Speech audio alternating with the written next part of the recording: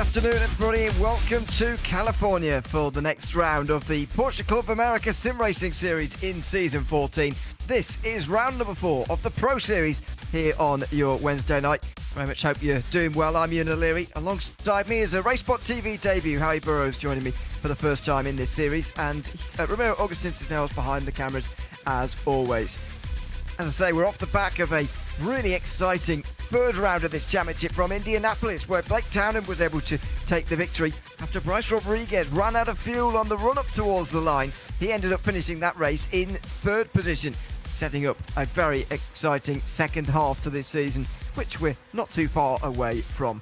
We'll remind you, of course, once again that in 2025 we're thrilled to have Princess Cruises as our title sponsor. As the official cruise vacation partner of Series 14, they provide exclusive offers, including world-leading itineraries across a fleet of now 17 elegant ships, sailing to more than 330 global destinations. Reach out to the PCA concierge team to book your next adventure today by calling 833-679-2188.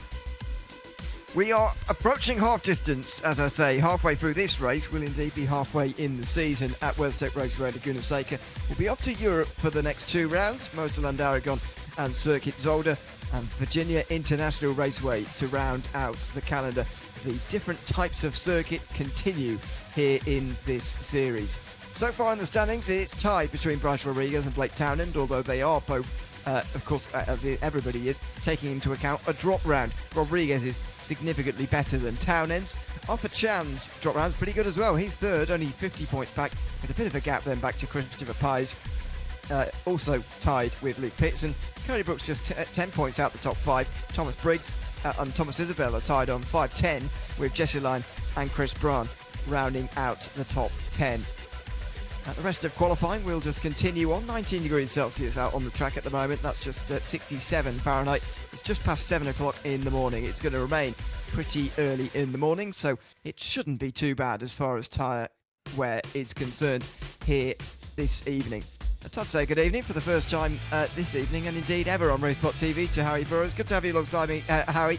It's Porsche Cup racing at Laguna Seca. It could go one of two ways, I suppose, and people were talking about the overtaking difficulty of Indianapolis over the last 2 weeks of this series. In terms of overtaking and how difficult that's going to be, we may well see a whole nother level of that here tonight. Well, indeed, this track is very, very close quarters, very few opportunities to truly get past someone, but also the elevation change is going to be a real struggle. So many times you're sent violently down a hill on a rear-engined car. It means you're going to have to really, really watch that car getting loosed out from underneath you and possibly send in some big dives into some very aggressive corners. Absolutely. The track position will be very important, and most of it has been settled already. As far as I can see, the top guys have all completed their times. It's Bryce Rodriguez who currently has the best time of them all. He is 63 thousandths in front of Blake Townend and Thomas Ewing. Of course, we'll run through the starting grid just before we get to the race itself. But there's a very defined top 3 there, isn't there? Half a second then from Ewing back to Jesse Line, who's in 4th place, which is quite a lot between 3rd and 4th when you consider that all the other gaps, both inside the top 3 and outside of it, are very, very close driver to driver.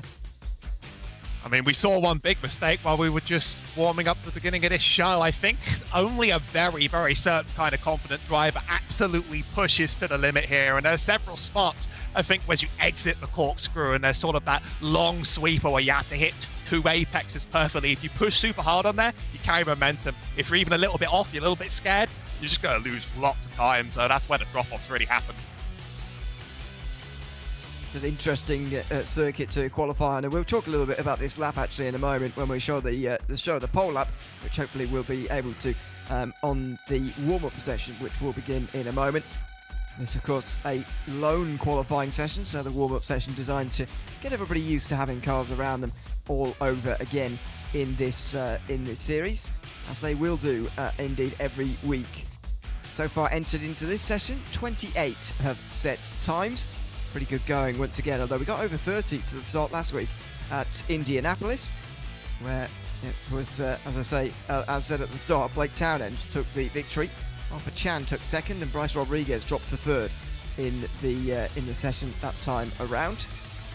Thomas Briggs, who was running up towards the front for quite a long time, He's unfortunately down in 7th in the championship now after he finished only just inside the top 20 on that particular race. So one of the contenders falls away and some more are made at the front, as we saw with the championship standings at the beginning. Those are going to start to make more sense as we go on with this championship season in Series 14 of the Porsche Club America Sim Racing Series in the Pro Class. We'll see if we can have a look at the pole time in a moment as warm-up session just begins. We'll see on board in a second. But very early morning conditions at the moment. Track temperature has indeed risen now into this warm-up session. We'll comment on it a little bit more as we get into the race itself.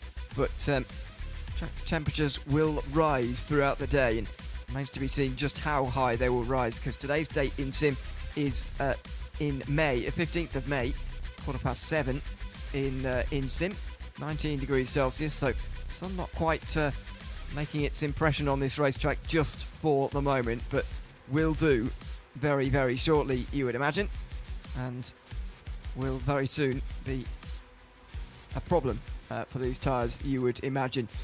Over the course of the lap, you can see them just streaming around now, and as we look from the aerial shot here, lots of drivers in the race tonight, and all of them pretty much at once heading themselves back out onto the circuit again.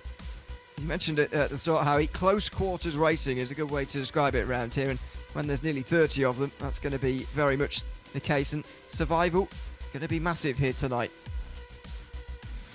I wouldn't necessarily count out, though, some pretty aggressive overtaking in cars like this. They'll be opportunistic, it will be rare, but corners like the Andretti hairpin in a GT-style car, it's going to encourage people to just make big, aggressive moves. There's quite a few of these. You've got to watch out for those brake locks as you go down the hill at the same time, of course, but this is a track where people sometimes just move each other or sometimes just get the elbows out in order to get stuff done. It seems to encourage that sort of behavior quite often. I would not count it all out, as long as you watch out for those giant sausage curbs on the inside of the Andretti hairpin as we watch the pole lap. Which are completely pointless. But anyway, they are there. This is indeed the pole lap. Bryce Rodriguez just avoiding those through the first couple of corners, and now we'll do the same here. Just actually make it pretty easy to spot your apex, I suppose. You just got to make sure you just miss the red sausage curb on the inside as he comes down towards turn 5 now, doing exactly the same. Bit of a later apex here to get the exit. It's not a particularly long straight on the way towards turn 6, which is a very, very committed corner indeed. And again, more sausage curves on the inside, just avoiding that one. No tarmac runoff on the exit there here in the iRacing scan, which personally a fan of, as they now come up towards the famous corkscrew, one of the most famous corners in all of motorsport anywhere in the world, never mind in North America. Over the other side of the hill as the rear gets loose over the top, just short shifts a little bit as he comes down the hill, using gravity to help him. Now a little bit of a late apex for the third last corner, pulling it over to the left in time for this right-hander, and then that final corner, which is turn 11. Decent overtaking chance actually, if anybody's feeling brave, through this final turn and onto the front straight again. Pretty short lap round here, 1:23.4. We're going to see a lot of laps tonight, more than 45 laps over the course of today's race. You would have thought, because we've got an hour's long race. As I say, those red sausage curves do make it very easy to spot your apex, but why they've got them on this kind of a circuit where there's sandy the side of the circuit, enforcing track limits anyway, I must admit I'm not entirely sure. Adds a little bit of spice, adds a little bit of surprise when it just comes at you by surprise and you have no idea it's coming. I find one of the most committed corners of this track to be right after the famous course through the rainy curve going down the hill. Is our starting grid. Nonetheless, I'll let you lead off. It's Bryce Rodriguez who will indeed take the pole by 63 thousandths ahead of Blake Townend. Thomas Ewing inside of a tenth of pole as well, with Jesse Lyon in 4th position. Justin Sang, and who won't be too far away from, might even be his home track from the Golden Gate region, and Arthur Chan will be in 6th position. Chan 3rd in the championship, don't forget. Logan Grado back, which is pleasing to see. For him, he'll lead off from 7th place on the start of this race, only his 3rd appearance this season after missing Indianapolis a couple of weeks ago. Robbie Prescott will be alongside with Thomas Isabel and Chet Henson rounding out the top 10. Kerry Brooks is the last driver within a second of pole, and Matthew Odell will be in 12th place. Klaus Nielsen will start from 13th in the Lone Star region with Leif Peterson alongside. Matthew Jokol and Christopher Pies both 1.1 seconds off the pole, but Christopher Pies continually makes up places during races with quite a lot of urgency. He's finished in the top 10 on every occasion so far this season. although never in the top 3. Michael Patterson and Lenny Holland will then share row 9. Matthew Siddall and Jonathan Waltman will be on the last spots inside the top 20. Kevin Jokel and Terence Tong outside that top 20, with Brett Holmes and Stephen Poles then on row 12. And the grid is brought up by Eric Sutton, Rodney Campbell, Christopher Cook and Ben Leung, the final drivers to set times here tonight in those 28 cars. So you can see them gridding up on the back straight and almost getting ready to go. Say it is going to be a very exciting race here today, that is for sure.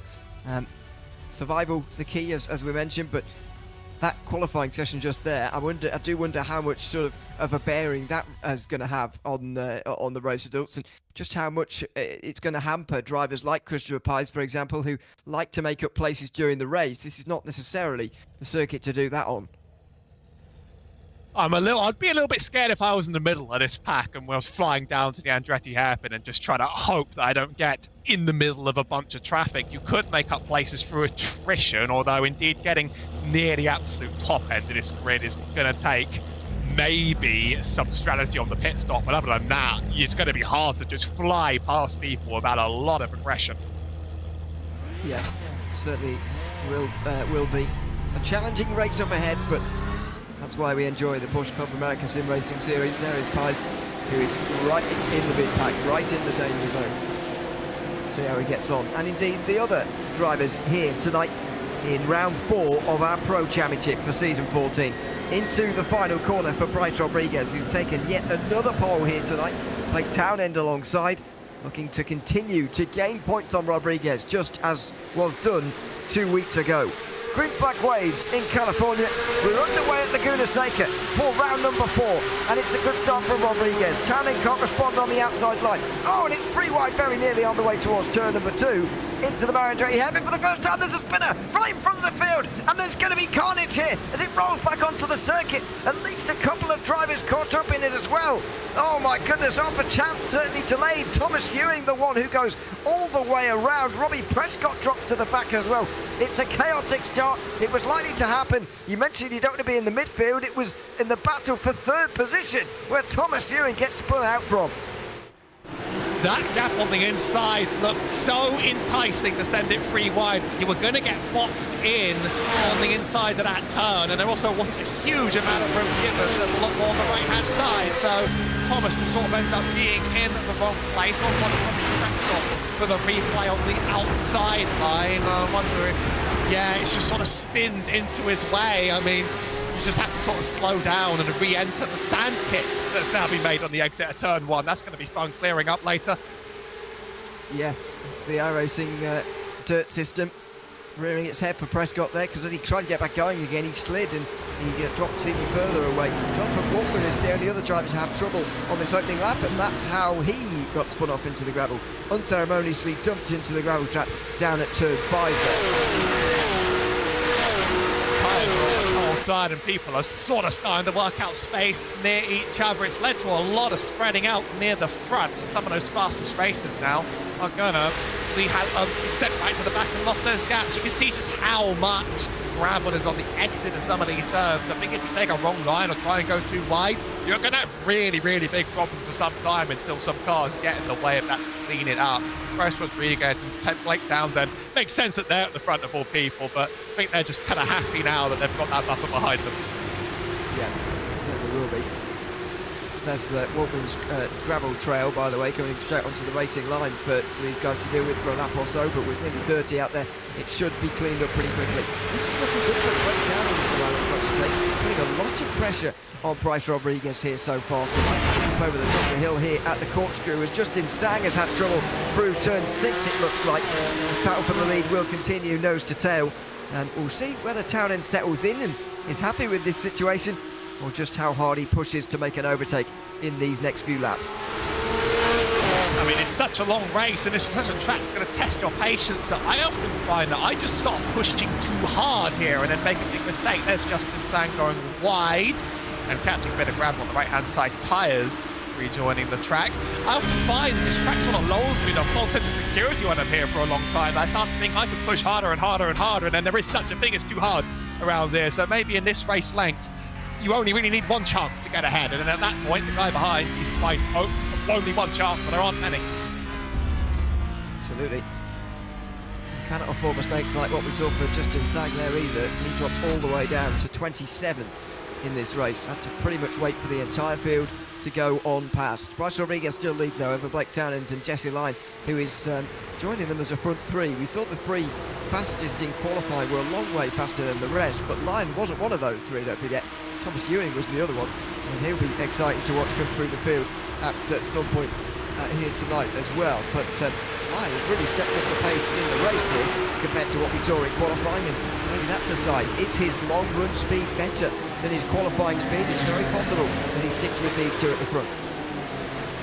Could also just be possible you just had one or two bad laps, you just sort of slipped wrong. There's some more cutting of the bottom of that corkscrew as one overtakes done by Logan Grado, though. I think he's the one that's actually passed on the exit of that turn. Some drivers sort of underestimating the exit of that turn. The corkscrew's very famous, but I find that actually it's by far not the hardest corner on the track, but that means if you underestimate it, it just surprises you when you realise that the apex is somewhere that you weren't quite expecting.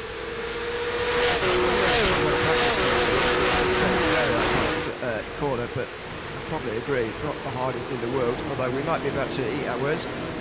Kevin Jokel goes very wide. Oh, hello. And he jumps back onto the circuit again, getting a little bit of airtime even. It's even steeper off in the gravel, if you can believe it, compared to the tarmac. Grado went a little bit wide through there as well, as we saw in live pictures. Thomas Isabel gets through into fourth position, but the gap ever grows to that front three.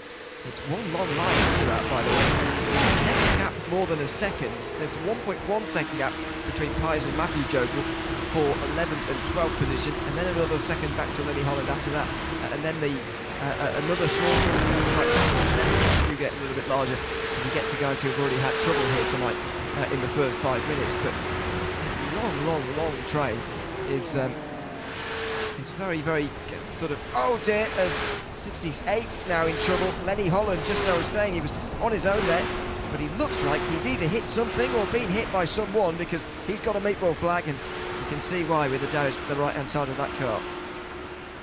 I think the lack of ABS is going to be quite brutal on this track, and I was thinking about on the top of that corkscrew, to be fair to people, it's a very high pressure braking zone, and it catches up with you, and you might anticipate you have more time than you do. Not really sure how you take that hard of a hit just before it, because the walls are quite far away, and I don't see another car that got wrecked with it. Looking further back up, and Chad Henson sort of holding off a big train right now, a little bit of contact to the rear. The gap's building ahead, and now I think people are going to want their way through here. Yeah, they will. Climbing on top of each other to do so. Gary Brooks just in behind Klaus Nielsen, as well as Lee Peterson here as well in ninth. And you see lurking in the background. So it's all in this big fight at the moment for fourth place on backwards, although Thomas Isabel and Logan Grado trying their very best to get away from the rest of them. This was the last lap through turn 6. Randy Holland's issue. He went a little bit wide into the gravel. Oh, he hits the wall hard. That's what he's done. He's not been hit by anybody else. He's just lost it and hit the wall hard. And to be fair, the wall is very close to you to go and collect you on the exit of turn 6 there. This is Terence Tonk through the third last corner. And he also slides, and also he's going to find the wall here. No, he doesn't. He saves it before he finds the wall, but he spins around at least, and rather strangely tries to rejoin the circuit with a complete reverse 180. And we'll get back going again as well. But it's a punishing circuit. Certainly in some points, the wall is very, very close by to collect you like that. We've had some flat tracks. We were just at Indianapolis. We've also had some tracks with some elevation change. We started here at Spa. But this is one where I find it's so relentless, because they just packed so many of the elevation changes into such a tight space. Instead of the second and third sectors of this track, it's almost just like constantly up and down, up and down. You sort of don't get this neutral time to reset yourself, really. You get about this first sector, you start going up the hill, and then you're just a mountaineer in a Porsche Cup car with a rear engine. So it is certainly a bit of an endurance challenge, I think, compared to anything else out there on the schedule. Going to need to check the terminology on mountaineerer, but I think I made that up. I think that's the whole point of the word mountaineer. anyway, I don't know. What do I know? But yeah, just rather feel like they've sort of chosen one hill and just built a racetrack on the top of it, making it feel very, very hilly around here. But it's what gives this circuit its character, of course, as we go on board with Thomas Ewing, who's already up to 18th place, trying to make up some more positions. Stephen Pole's the one who's just in front of him on this occasion, down the other side of the corkscrew. Might be a bit of advice to some of them on the top of the screen here from Ewing on the bottom of the screen as to how to make an overtake at this venue, because so far Blake Townend hasn't been able to, although he has a look there inside at the Marie-Andre hairpin. That was the first sign really that Bryce Rodriguez under pressure. I noticed that Townend was sort of trying different lines near the back half of that lap, or maybe Rodriguez was the one that was going wide and trying different lines. Either way, a nose is being stuck out bit by bit, and that's the body language of a car that is not being patient and waiting. I think Jesse Lyon is the one that's really just waiting and trying to keep pace, whereas Blake Townend, he's sort of had enough, I think. He's just going for it now at every chance, but when you're the second fastest behind the fastest, that is certainly a taller order than being fast and having to make your way back up. I'll give him that. Yeah, certainly. Thomas Ewing again will have another chance towards turn 5 here, and defending in front of him this early on in the race. I mean, they're entitled to, but it won't thrill Thomas Ewing by any means. He tries on the outside there, can't get it done. He's extremely close coming in towards turn 6. But a better line, quite the better exit there. It's difficult to see when you sort of be getting on the power really, when you're following somebody so closely there to go over the top of the corkscrew as well. We'll see on the top of the screen as well whether there's going to be a change for the lead here, because Townend is starting to get really close, and maybe even have a look down the inside of the way towards turn 2. He sort of shows that he's not going to go for it, and Rodriguez is certainly unnerved by what happened last lap. He dived for the apex a little bit earlier than usual at that time round.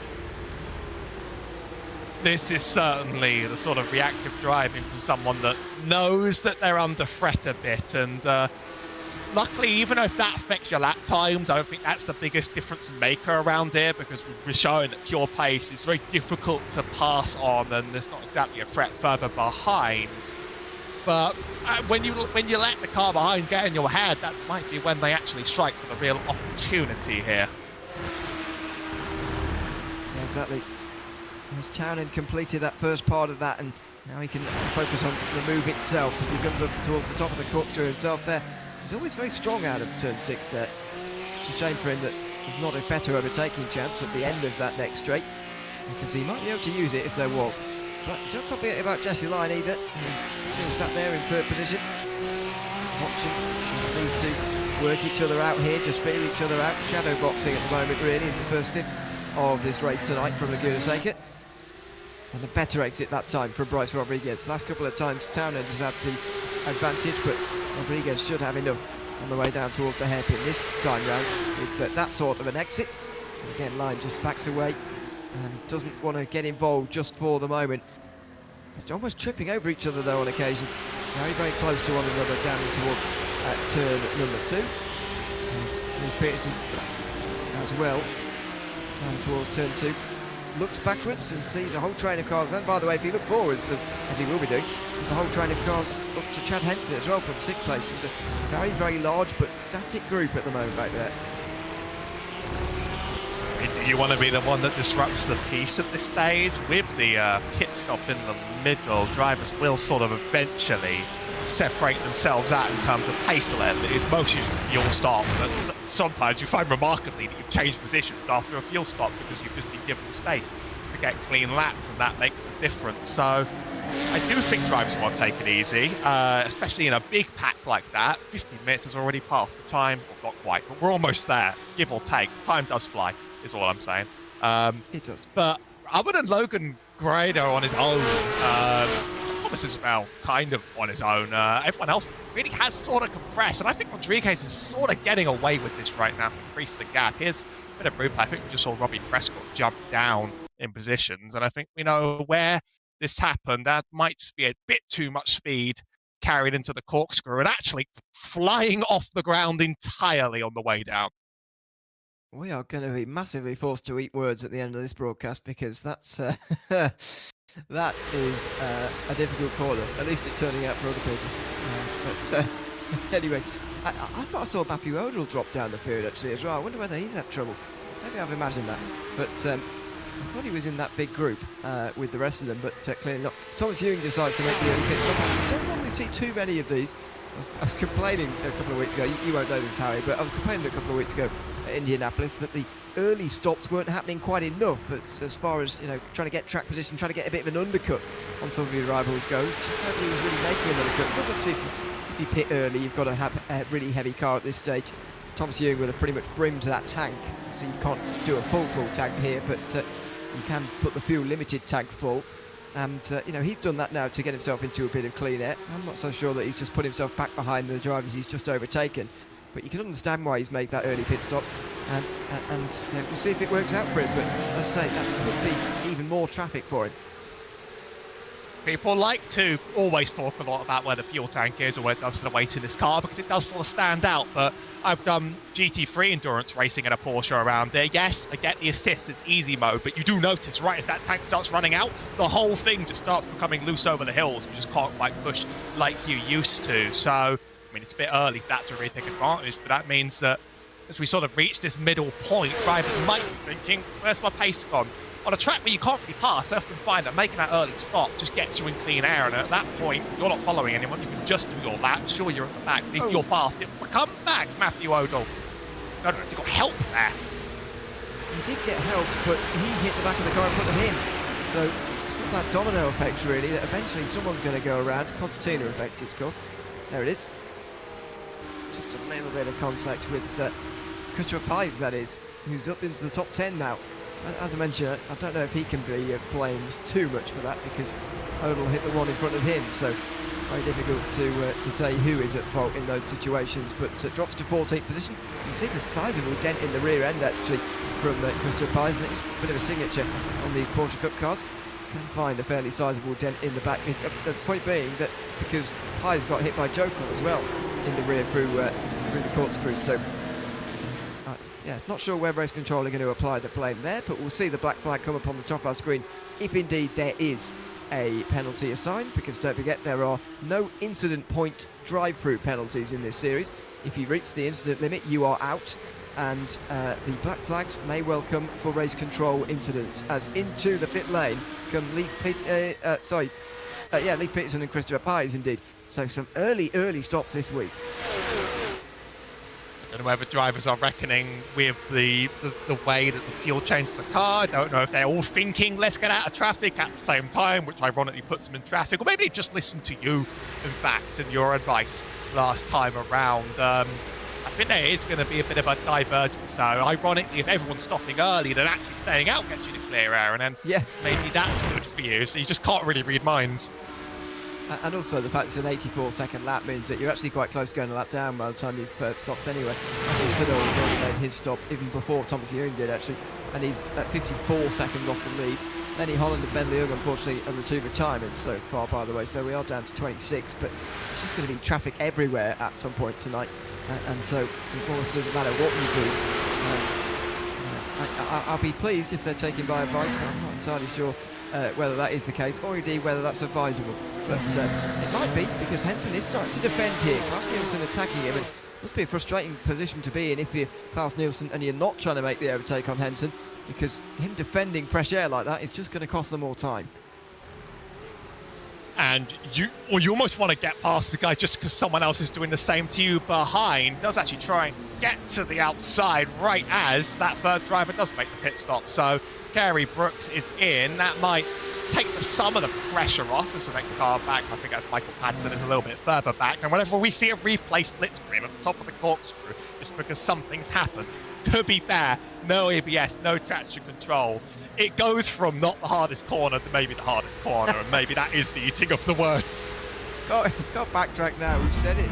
And I agreed.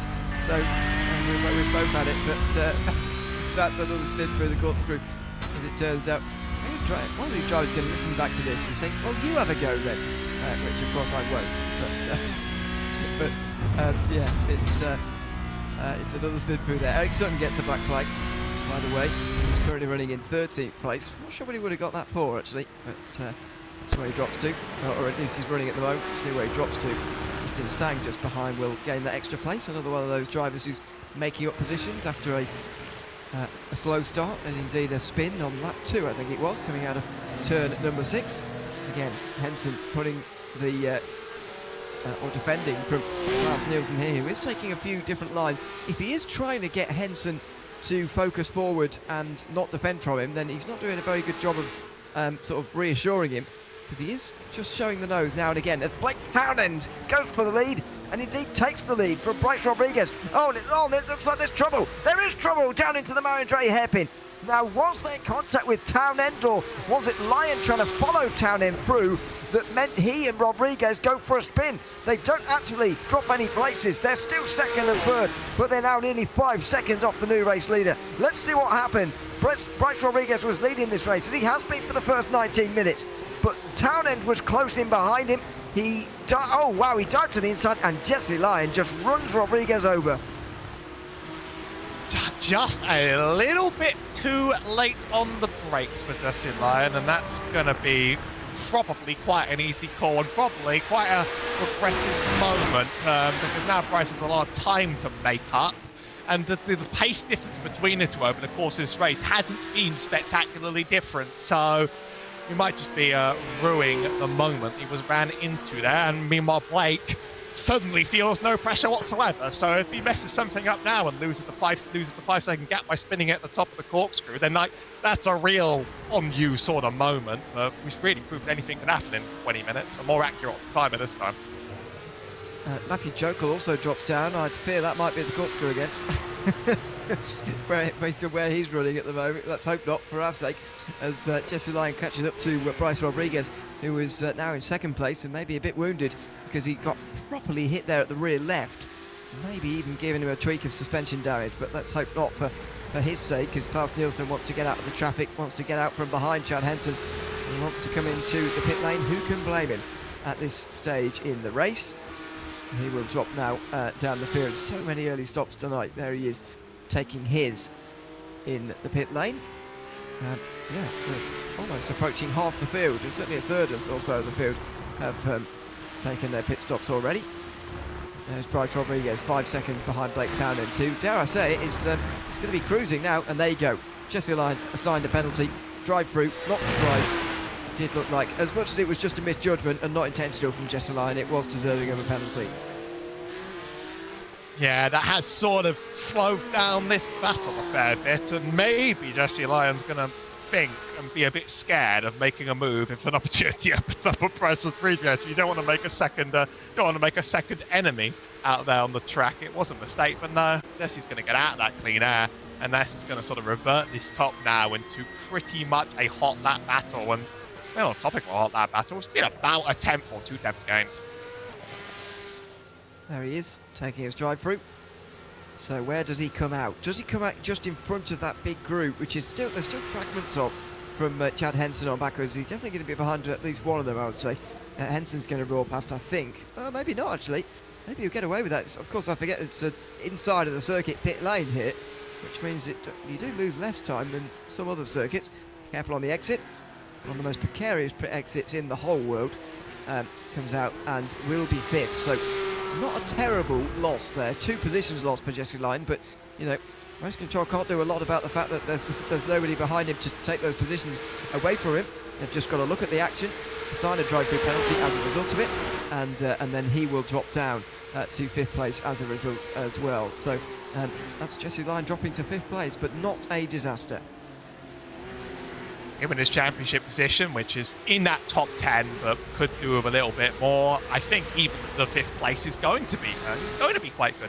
Apparently only 2 drivers with no incident points in this entire race so far, by the way. Mike Patterson and Chad Henson are the only 2 to not touch the gravel, which is pretty impressive given some of the commitment around this track.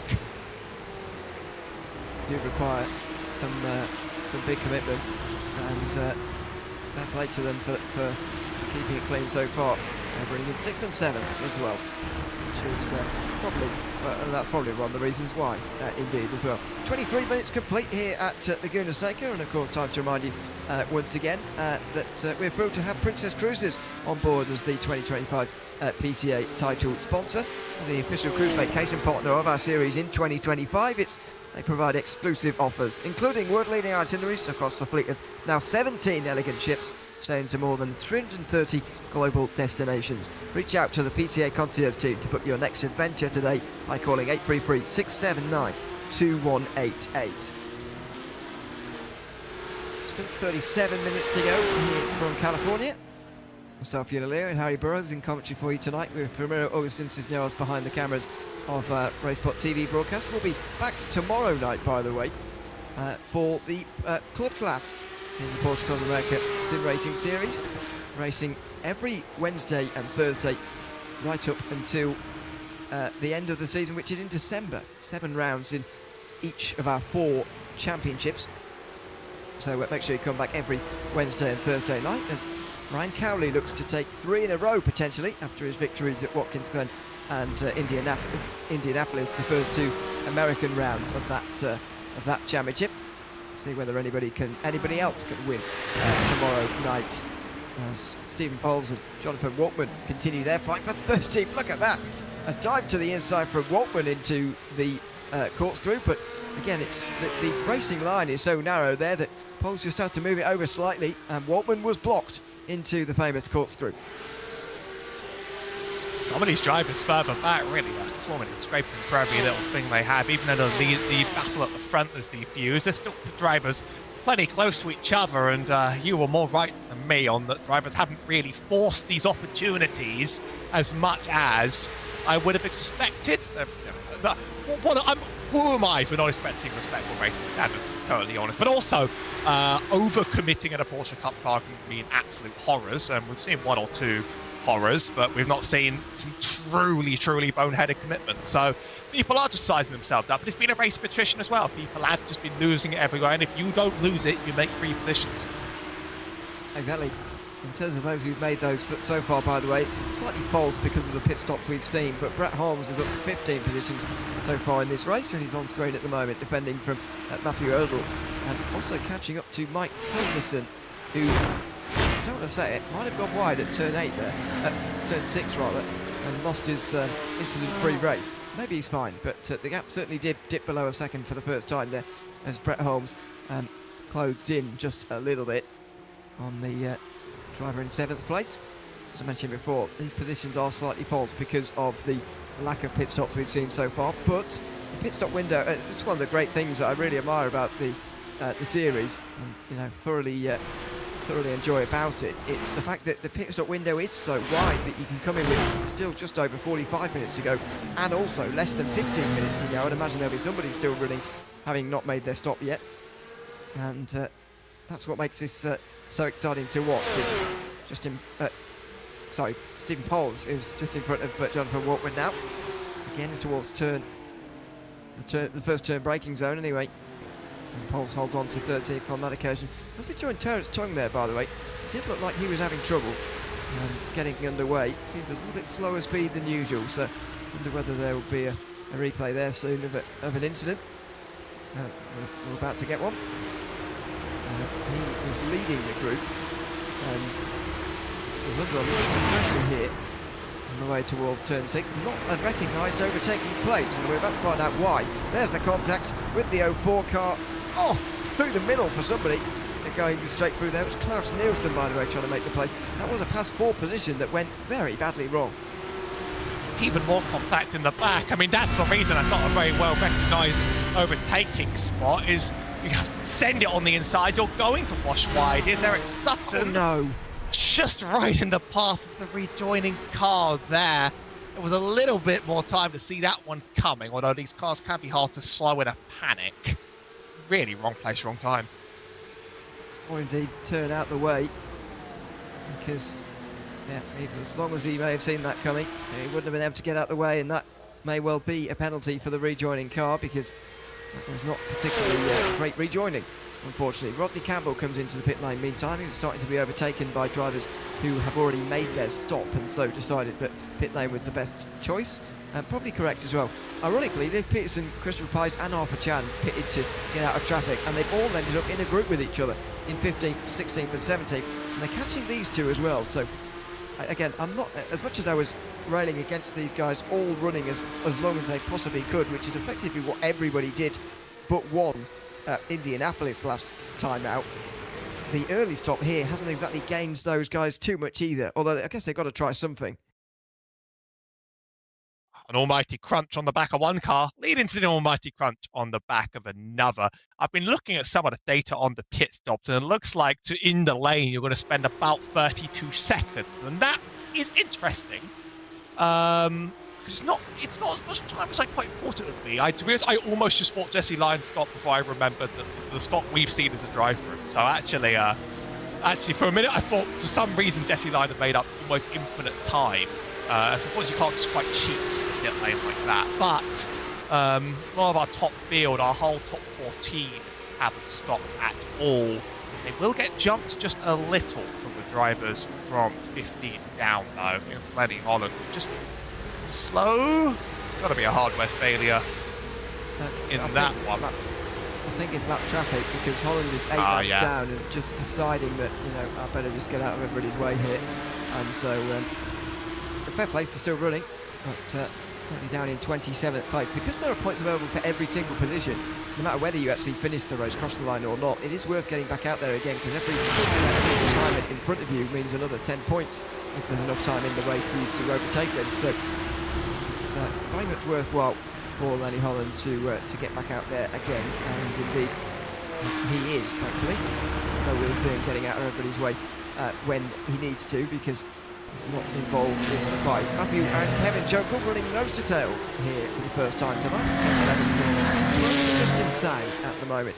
One of those drivers, as you mentioned, in that top 14 who hasn't stopped yet and has worked his way through the field by not pitting. It's sort of taken the opposite idea as what Thomas Ewing has done, which is make an early pit stop to get in front of some of these guys. Sang is running late, because as you mentioned, sometimes running later can actually mean you in less traffic than pitting early, sort of weirdly.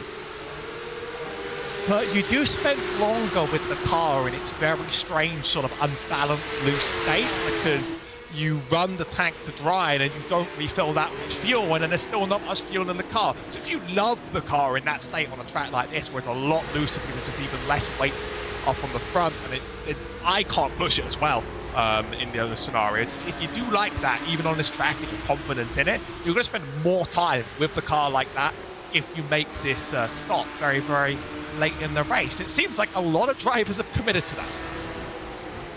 Yeah, I think we're seeing the two extremes here. Pit very, very, very early, or as late as possible, and you can get the best result that way. But if the field split's pretty much half and half, there's not too much advantage, or not to either. 4 seconds now the gap for Blake Townend at the front of the field. I just wonder whether he's coming under a bit of pressure at the moment. There's another 23.9 from Bryce Rodriguez last time around. He's just been absolutely relentless so far. It's only 300ths of a second slower than the best lap of the race so far. These tyres are clearly not going away very much, and Blake Townend is seeing his margin just eaten into slightly. This has got to be a small concern with nearly half an hour to go. The time he's losing at the moment could be significant. I think there's got to be enough laps that if this continues, there's a chance that he's within range. Sometimes Bryce is getting good laps. Sometimes he's just sort of getting on exactly on the same sort of level, though. But has been consistent. That has dropped in about 10 minutes by a second. So it's possible that just keeps building and building and building. Then we're in a unique situation where the battle for the lead is back on. Right now, it's just about running hot laps, I think, for both drivers, and just hoping that works out. I think Christopher Clay has just also had another incident of his own. I'm only guessing someone dropping down on my tower. It's fun to just speculate these things when drivers drop down, like where did it happen this time? Looking at the positions gained and lost. It's still a bit misleading due to some of the pit stops, but worth noting, Thomas Isabel will be pitting with the rest of this pack and has made up quite a lot. Yeah. Six games so far, and I think that is the legitimate place he's in at the moment. Brett Holmes up the most overall, though, 14 so far. In ninth, we'll check in a bit later to see who has the most at the end, as Jesse Lyon is going to be waved on by Logan Gredo. Very nice of Gredo to do that, but absolutely didn't have to. And just Lion can count himself fortunate, I think, that he's won that third place back, effectively meaning his black flag has only cost him 1 place. But again, not much race control can do about the fact that there's not too many close to him. They can only punish the action Lion committed. That was a bit of contact with Bryce Rodriguez. They've penalised that. Unfortunately, it hasn't really lost Lion very much in the grand scheme of things here. He's only down to 4th place. I'd say what was 21 seconds in the lane, I'd say that is a meaningful penalty, but the gap has been so extended by that top 3, and the top 3 was just so much faster and running away that you almost have to give someone, it's almost like unfairly more than normal just because it's scared the gap, which obviously doesn't work. In race pace, Jesse Lyon's been fast. Well, the odds that he catches Thomas Isabel, it's harder to do that, but I think there has been pace in that 1:15 car. We obviously saw it at the start of this race, that sort of long run pace where you're trying to be consistent every lap certainly beat out the qualifying run. Look at the gap that's been extended already. You can certainly understand it from Logan Brown's point of view. Brett Holmes, meantime, with Mike Patterson, who I'm still not sure whether he's incident free or not, but he's lost a place there to Brett Holmes, who's now up into 8th position. Patterson has gained positions in his own right, in fairness, but this has got the early signs of a big group here. Justin Sang finding himself at the back of it, which is not particularly ideal, and the guys who have pitted are not that far away from it either, although I think these guys will be in the pit lane before they ever get there. It is pretty much extended from Matthew Odell, who's in 7th place, but unusual for Patterson to lose a place through the corkscrew like that, and Brett Holmes can make up yet another place. He's had pit stop phase or not, he's had a brilliant race to gain so many places. Trying to break down some of the past laps between these top 2, and only once or twice has Townend ever been faster on a lap, but the gap gained hasn't been completely consistent, and so sometimes Bryce has gained almost nothing, and sometimes it's been like a really big game when I assume Blake Townend makes a very small mistake up ahead. Now I'm starting to wonder, is this starting to even out a little bit in the 24 minutes remaining? I think you need a few hero laps or a significant mistake, because Townend has set 3 consecutively faster ones in a row. He is watching that gap and aware of it. Just less than 25 minutes to go here from Laguna Seca. In a bit of a holding pattern at the moment as we wait for these final stops of the day. Thomas Ewing will be exciting to watch though, because he's still coming through the field after an early pit stop he thought would get him out of traffic. Maybe it has to a degree, but it hasn't completely absolved him of any overtaking responsibilities. Don't forget, he's down here despite qualifying in 3rd, because he was spun around at the first hairpin on lap 1, and he's had to make up positions and make up time ever since then. On the back of Matthew Siddle, who himself is a pretty strong driver, to be running down in 19th place, and Kerry Brooks next in line as well. It's a very strong 18th, 19th, 20th run, and Ewing unfortunately found himself at the back of it, having to make up the positions. An unenviable position for the driver who qualified 3rd. Yeah, I mentioned being in the middle wasn't the best place to be in. It did turn out that free wide opportunity on lap 1 when it was sent up the inside was actually sort of the beginning of the end, and being stuck in the middle in any free wide situation, it's the scariest one because you can make a variety of decisions. You often make the wrong one in those places, let alone in a giant hairpin. Bit of a slip on the exit. Generally, the place is just not made up for this race, unfortunately. Taking a look on board, Lee Peterson in the 14th place. Looks like he's gone nowhere in particular this race so far. Yeah, very much so. With a pit stop, well, I'll say a pit stop already made, he will gain some of those back again, but quite how many it's going to be the question, I suppose, with the front 3 especially so far in front of the rest of the field, definitely the front 2. Peterson now on the back of Waltman, sort of starting to experience the problems really of making an early pit stop. Hasn't been too much traffic for this group so far, but now there is, and there's still the potential that Waltman runs for another 10 minutes, and Peterson really can't afford that. Yeah, if we assume 32 seconds in the lane, Peterson could actually make it up to around 5th, 6th or 7th when it all evens out. If assuming other factors go certain ways throughout the race, but if it's 30 seconds in the pit lane, then it will be 30 seconds gained. When some of these slower drivers at the back of this non-pitting track, I think some of them are definitely slower than the rest, and it's all just been elevated through the circumstance of their strategy right now. That will actually be a decent gain on the way home. 10 positions gained for Kevin Juckle, so that has been a race of finding so far that might fall back down to earth very, very soon. I think that's one of the drivers is going to be quite eaten up when the pit stops happen in a very vulnerable place. Just inside, might be up the inside there. Oh, and he's put him off. Off for Kevin Juckle, over the gravel he goes. And that's how you do it. Justin Sang gets through. It's just as effective at this circuit to almost put the driver in front of you off and force them into an error as it is to make them overtake itself. And Justin Sang played that absolutely perfectly towards the corkscrew there. If you can't overtake and you don't want to do it physically, just do it mentally. Just get in their head and just, use the force. Just get them out of the way. That is, it's a very tried and true strategy on high pressure tracks. Sticking the nose out right behind on the replay here, and just that was going to cause an overcooking into the corner. Didn't lock the brakes, but probably just picked the wrong spot trying to beat a car that he was worried was going to get the jump on him.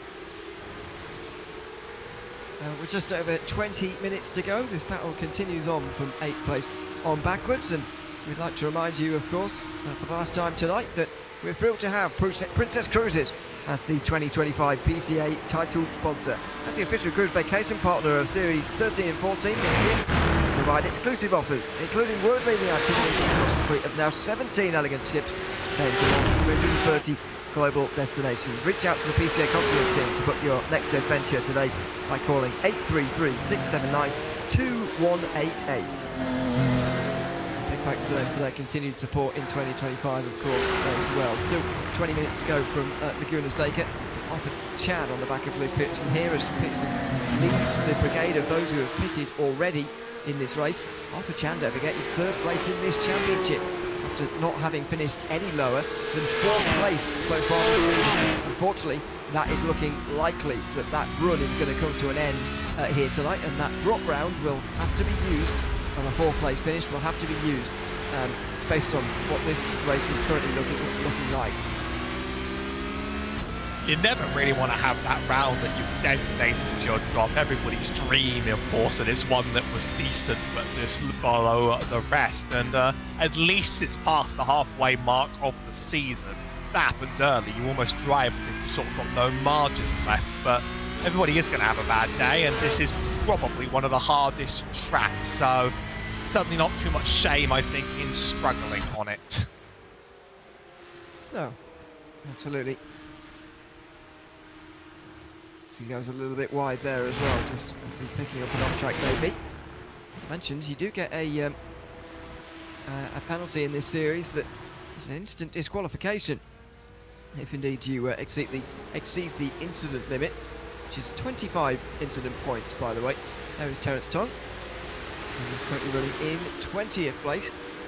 Still hasn't made his pit stop though, so he's going to drop a long way down. It's going to be frustrating guys like Roy Prescott, who is just in behind at the moment. And here's the lap traffic as well. That's Bryce Rodriguez just in behind. Only up to 19th place are the drivers now on the lead lap. So it's not only traffic for position, but also to put a lap on as well, which Bryce Rodriguez is currently experiencing. I've noticed the weather starting to get a little bit better around here. The track temperature has risen and the sun certainly has come up after the early morning as Terence Tong passed on the corkscrew, tries to get it back through, but I think trying to double cross that was going to be risky, and now he's quite vulnerable in fact to another overtake from behind. Getting the commitment on the apex on both the inside and the outside of that turn as you head down the hill is very important. He's going to hold him off for now, but that was a brave move into the corkscrew. They do sometimes work now, leaving that last corner open. Does give him a bit of speed on exit, but he's vulnerable here. Robbie Prescott surely is going to be looking for a way past on the way towards the Andretti hairpin. Is Tom going to actually put it over to defend, or just... No, well, doesn't need to actually. Prescott seemed like he was definitely going to go through as far as I could see there into the final corner, but certainly not. And he has to think about it again in a few moments. There he has another look down the inside. No chance there either. There's 17 minutes to go. It's not really a thing that you can sort of just wait for till it's time to pit, but end up doing exactly that, as this group for 8th place on back is just continuing to get larger. Brett Holmes now comes into the pit lane, so we finally see it broken up, and we'll see whether Holmes will remain the biggest mover forward when these pit stops have all shaken out in the next 10 minutes. Only a few to go indeed, although everybody that has held out remarkably long, and I'm going to presume they do like the way the car combines when it's a little bit looser and there's less fuel in the thing, because they're going to have to nurse that all the way to the end. I do not see Bryce Rodriguez making up the time now in 15 minutes. It's simply petered out in terms of pace.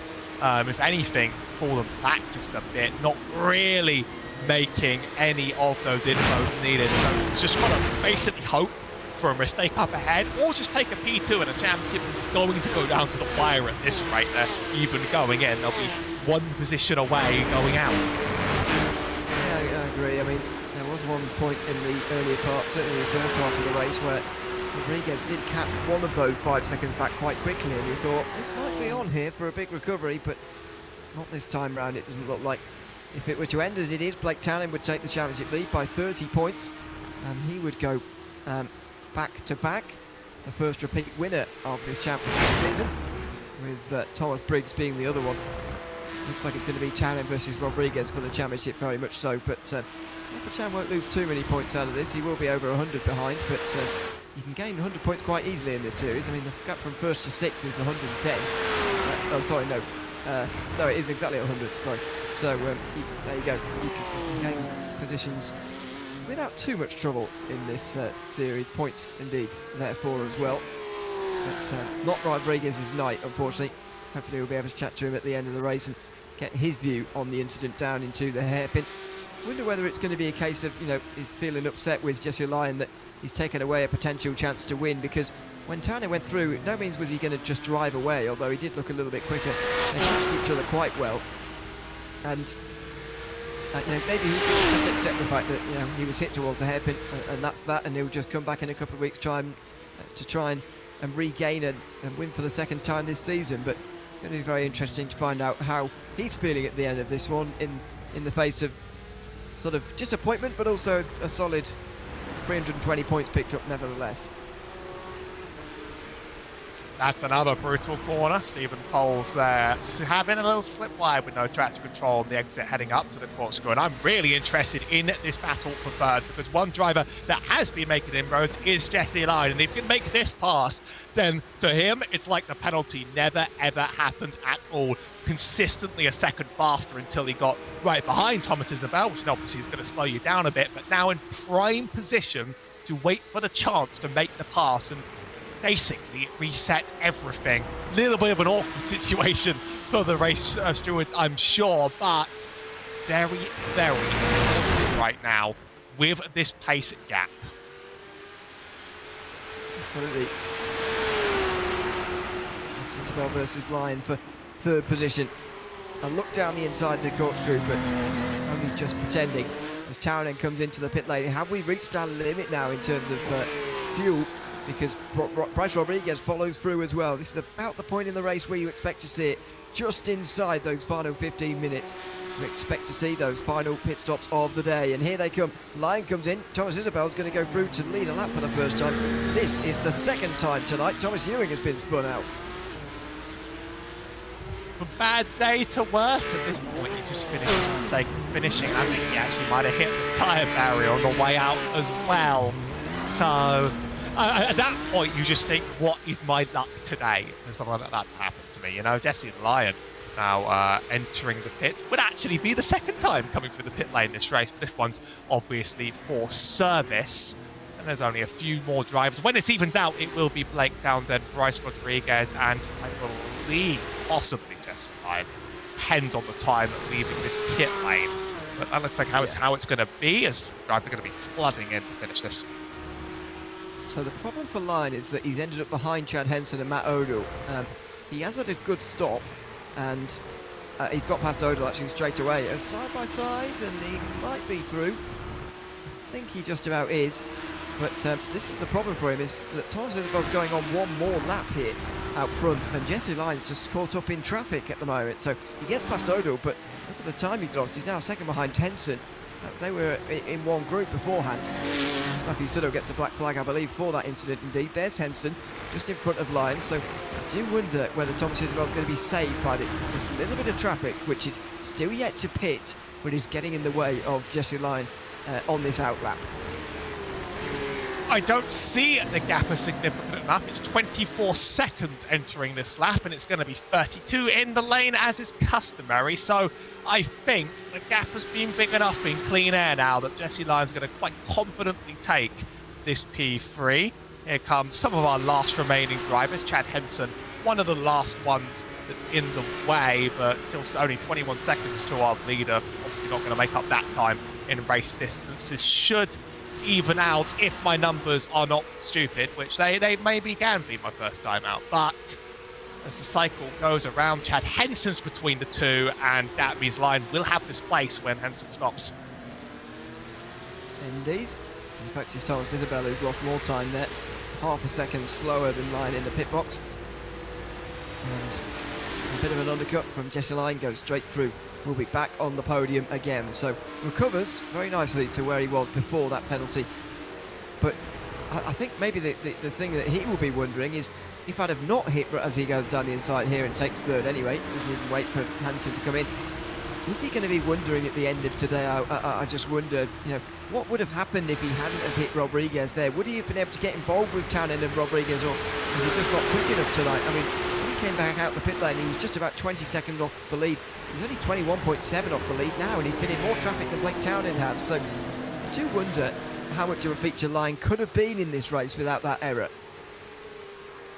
I don't know if that top three was really going many places very fast, though. I think the pace gap between the top three was so similar that they were being quite conservative with the way they were making moves on each other in a way that Jesse wasn't, and trying to get past someone that seemed clearly slower just a few corners ago. I think they were driving in such a way that was making it very, very difficult for those passes to happen, and they could have happened, but it was very much not an inevitability. And I think that's interesting in the way that top three drove. Obviously, they ended up splitting out in their own ways, but they were certainly not. Matthew Odell overshoots his box there, and so Chad Henson's going to keep that place very easily. The two were running nose to tail. Now the second penultimate and penultimate drivers to come in. Chad Henson will easily get away with the place. Justin Sang then, the last driver in on the circuit, and he's perhaps done the smart thing actually. There were two options that I mentioned for drivers who had dropped down. We saw Thomas Ewing go for the undercut one, where you pit very, very early and try and make up positions in clean air by going fast. Justin Sang seems to have done the opposite, in that he's sort of gone slowly almost, but I reckon he's been saving quite a lot of fuel while he's been in traffic, and now what he's going to do is pit in the last 10 minutes of this race, take on a very short amount of fuel just to get him to the end of this race, and hope that way he's going to gain him more positions. Now, he will finish ahead of Ewing, I think, because Thomas Ewing's had such a miserable afternoon, but it's going to be difficult to sort of compare the two directly against one another. But interesting, the two different approaches made by those two top 10 drivers who had early troubles tonight. It's sort of my default strategy in races that just have one pit stop, is just hold out as long as you can and then just see what happens on the other side of it. There is going to be a significant drop in places, but it's interesting just noting that there's going to be so little fuel that it might just be slightly shorter than the average time in the box. Here's Blake Townend, 10 minutes to 8 minutes to go even. Time really does fly, and pretty uncontested up at the front since that incident. Certainly is one of the ways of all time to take that lead, but what's done is done now, and what mattered was not making a horrible mistake, although I would not like to curse someone on my first time out here.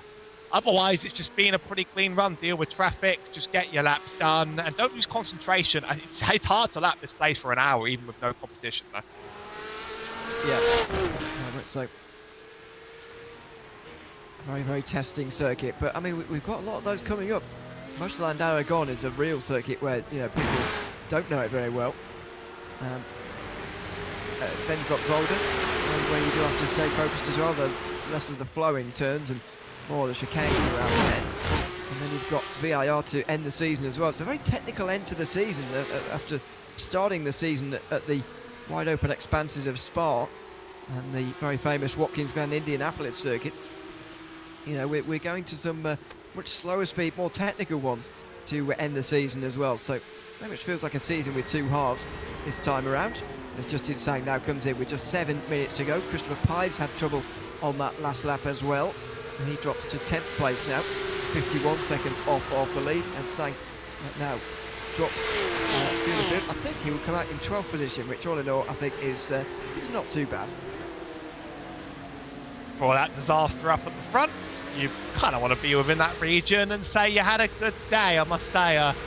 Just Justin Sang's design was one of the few that the producers before the show spotlighted as quite loving, so kind of wanted to see more of it up there in the race, but unfortunately circumstances called. Final battle that could happen for position here is the P5 lead driver here, and Arthur Chan.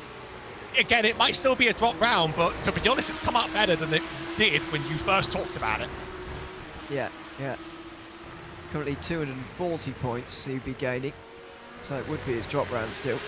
This is 280 scores his worst currently, but you know, you just want that safety net to fall back on, don't you, in terms of the drop round in these championships. You just want something to say that, you know, if I have a real disaster, am I going to have a good score? Now, it's not quite as good as Townend or Rodriguez's, which is podium finishes, which, sorry, not for Townend, sorry, but for Rodriguez, he'd be taking a podium finish as a drop round because he's finished on the podium in every round so far, and it looks like that's going to continue on tonight. But any sort of top 10 as something to fall back on is indeed positive, as Thomas Ewing gets disqualified. Unsurprising, really, that he's the first to hit the incident limit.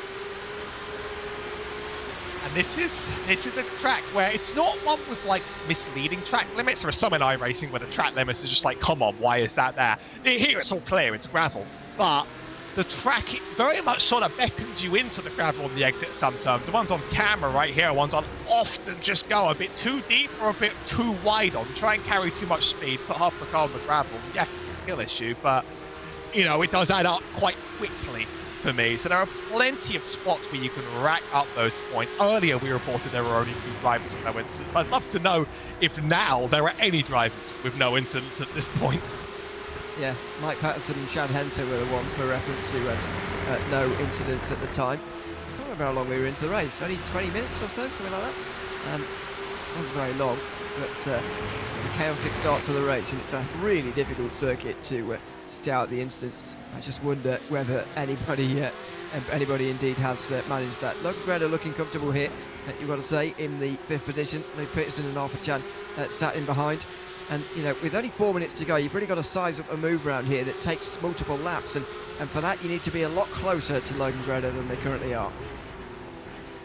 At this point, I think it's just waiting for a mistake. And I just went and checked. And no, there are none left for 0 incidents. So that was a mirage. It was due to leave us. All those little bits of off track, they sure add up. Yeah, you're not going to get a pass done from here, but at this stage in the race, you sort of want to lock in your place, I think. Say, I got 5th or 6th or 7th. I'll take it for now, unless something crazy happens. Yeah, very much so. Well, thanks to Doug Atkinson for keeping us up to date on that one tonight. And one of the admins here at the Push Club America Sim Racing Series. As I mentioned, we'll be back tomorrow night, by the way. More racing from Laguna Seca. I think Ron Mounds and Jeremy Scott will join you here on Racepot TV for that one, for the continuation of the Club Championship. And then next week, the Sport and Challenge class return again at the same venue. So 2 weeks of racing here to come from Laguna Seca. Look at that run. Leif Peterson on the outside of Logan Grado into the corkscrew. This could be the chance for Leif Peterson. Oh, and he's off, trying to make it work. He's just about managed to get in front, though. He's got the track position, the all-important track position. Logan Grado's problem and the slight mistake he made through turn 6 there has ultimately cost him 5th.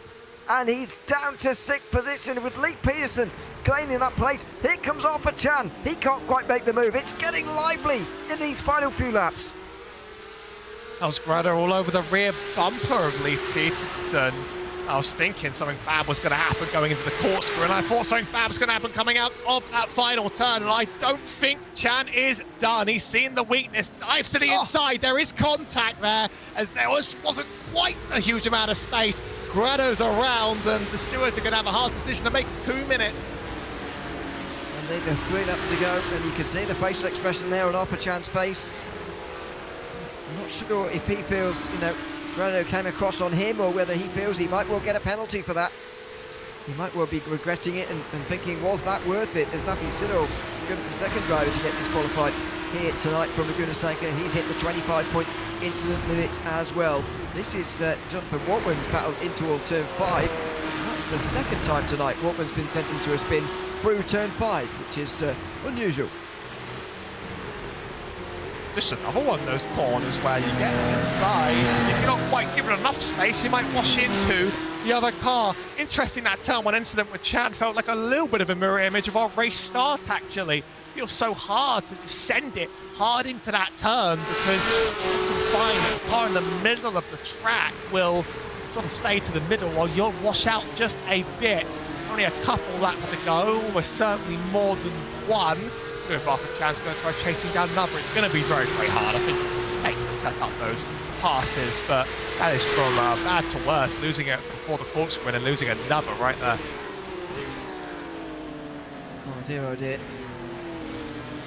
A dramatic finish here from Laguna Seca. We're likely to see that in all 4 of our categories in this series over the next 2 weeks.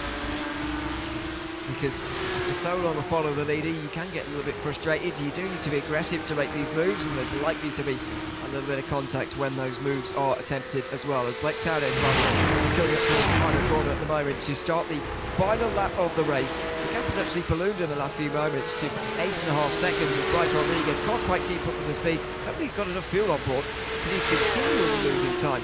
Hopefully he'll get away with that. That traffic, and one more time round for Blake Townend, and he'll be a race winner again tonight.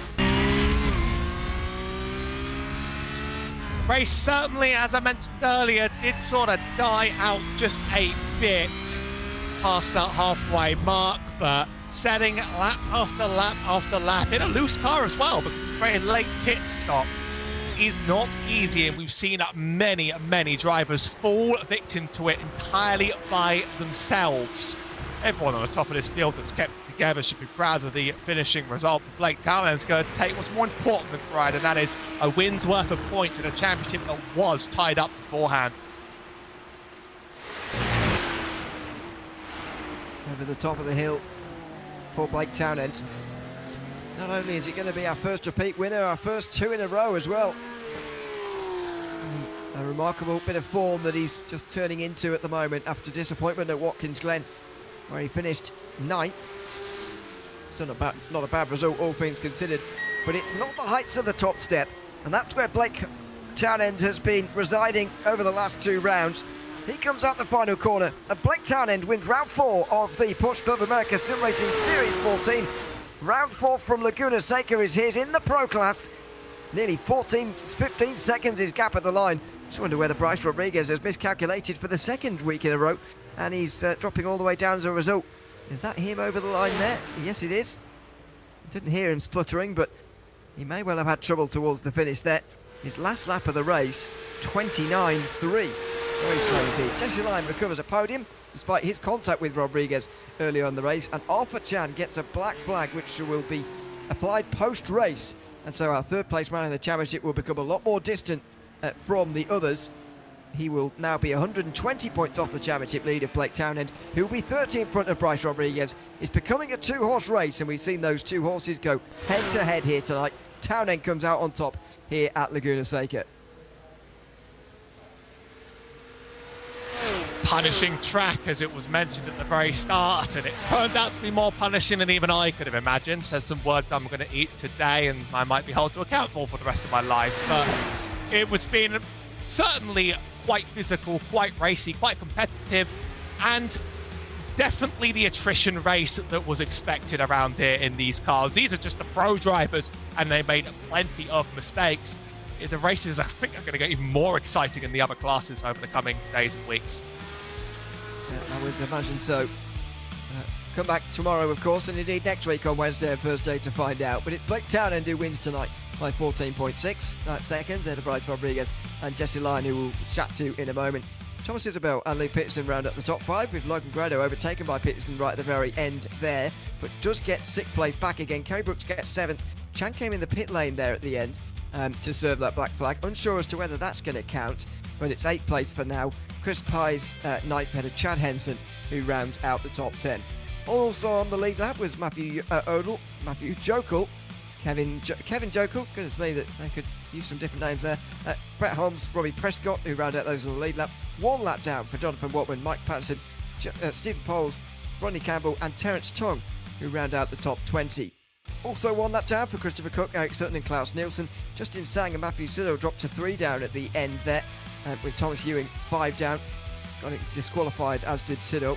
Lenny Holland 15 down in the end. He didn't gain any positions and sadly parked it towards the end. Ben Leung retired very, very early on tonight. Let's have a chat then to Blake Townend, shall we? Our race winner for the 2nd round a row.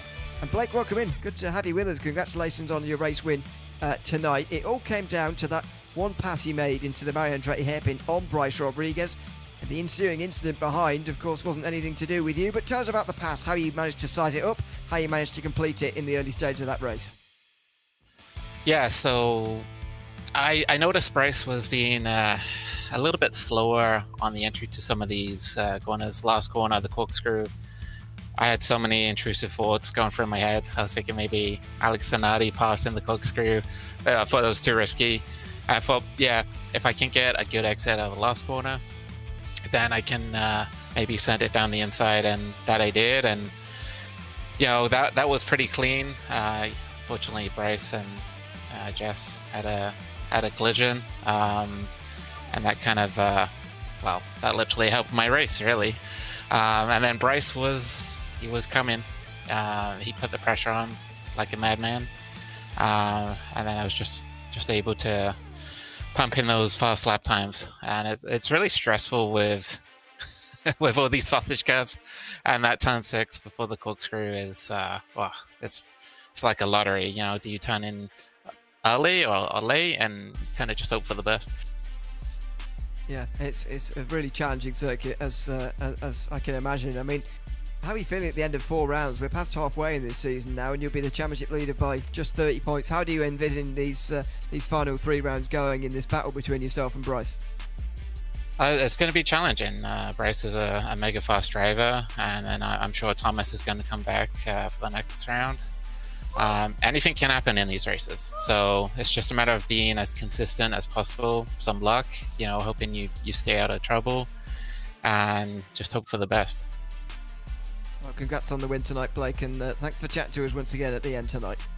Yeah, and thank you to SimShop. Thank you so much, and thank you guys for putting this broadcast on, and the whole of PCA for making this event possible.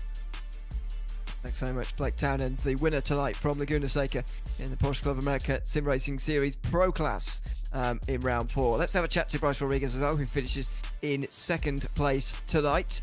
Bryce, welcome in. Good to have you with us at another podium finish. You're still the only driver to have got a podium every time. But tell us about that incident that has unfortunately decided this race and decided a 2nd place for yourself when you and Jesse Lyon made contact after being passed by Blake Townend. It was all happening. Tell us your perspective on it. Yeah, so going into turn 1, just left the door open.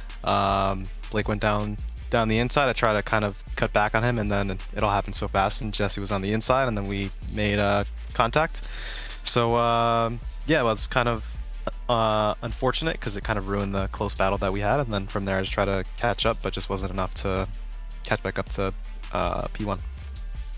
Yeah, for a while you and Blake were trading lap times, and you did get down to 4 seconds at its smallest, but the gap at the line was nearly 15. What was the reason for losing so much time towards the end again there?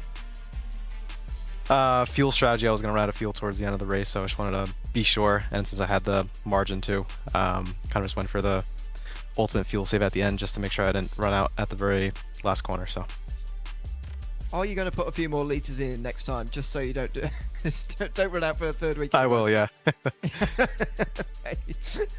Well, we look forward to seeing you again in a couple of weeks' time. Thanks for chatting to us, Bryce, and congrats on P2 tonight. Cool, thank you. Thanks so much. That's Bryce Rodriguez, second place tonight from Laguna Seca, just in front of Jesse Line, who recovers to third.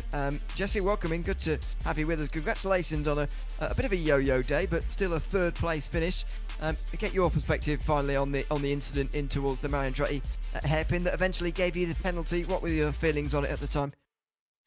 I knew I was going to get a penalty. I kind of just tunnel visioned and was just following them through. I was letting them fight, and by the time I realized I was either going to hit him, I was going to go left or right, and he sort of cut the corner off, so I chose to go left, and I just drove straight into him. I'm glad it didn't turn out as bad as it could have, but I knew I was going to get the penalty right after. But just before that, you managed to stick with those two very nicely compared to the qualifying times, which saw you have a big gap in front of you from fourth place. Obviously, Thomas Ewing spun out of that through turn number 1 anyway. But, what was the reason for that? Was it sort of you couldn't get it working in qualifying? Was your race pace always better than qualifying pace? How come you were able to stay so much closer to the leaders in the race than in qualifying? I don't usually do as well with qualifying. My nerves don't usually settle down for qualifying, and I make a bunch of little mistakes. When I got into the race, it's much easier just to go in with a mindset of I'm just going to follow and stay behind them and let them hash it out and look for an opening. So all I really tried to do was just mimic their brake lines, and whenever they broke, I broke. Whenever they turned, I turned. And that's kind of what I was just looking for throughout the race. Well, congrats on getting to a podium here tonight at Laguna Seca, and thanks for coming to chat to us at the end as well. Yeah, of course, it was a lot of fun. Thanks very much. That's Jesse Line, third place tonight from Laguna Seca in the pro class. Well, Howie, it was a good opening broadcast for your race bot career. I hope you enjoyed it anyway. But what do you make of the race itself? But Laguna Seca Racing always going to have its own certain style, and we certainly saw that tonight. And it almost goes without saying that Porsche Cup car racing is always very, very thrilling on iRacing, whereas drivers are in such control of their own destinies, and they have to very much fight a car that doesn't really like them around a track that makes the car like them even less. It's a real test of skill, and this is only one of the 4 races we'll be seeing on these cars around this track. So I'm quite excited to see how the rest really play out, because it is different, but I still think it's very engaging in its own way. Absolutely. Back with the club class tomorrow, as I'll talk about in a second. But that time just to show you the next round, which is Motorland Aragon in 2 weeks' time. There it is, 29th of October from 9 p.m. Eastern Time. Right around that time, at that time, by the way, the clocks will be changing across the world, so do check the local time in your area as to whether that will be a change from now until then. But 29th of October for Motorland Aragon will be live here on Racebot TV, as always, from 9 p.m. Eastern. As we will be tomorrow, as we say, the club class is returning from WeatherTech Laguna Seca for another race like this one. Hope you come back to enjoy that one with us again. It's going to be a lot of fun. But thanks for your company here tonight. It's been great to be along once again here on Racebot TV for the latest round of the Porsche Club America Sim Racing Series 14. I've been Neil Leary alongside Harry Burrows with Ramiro Agustin Cisneros tonight in the Pro Class. We'll be back tomorrow with the Club Class. Hope to see you all then. Goodbye for now.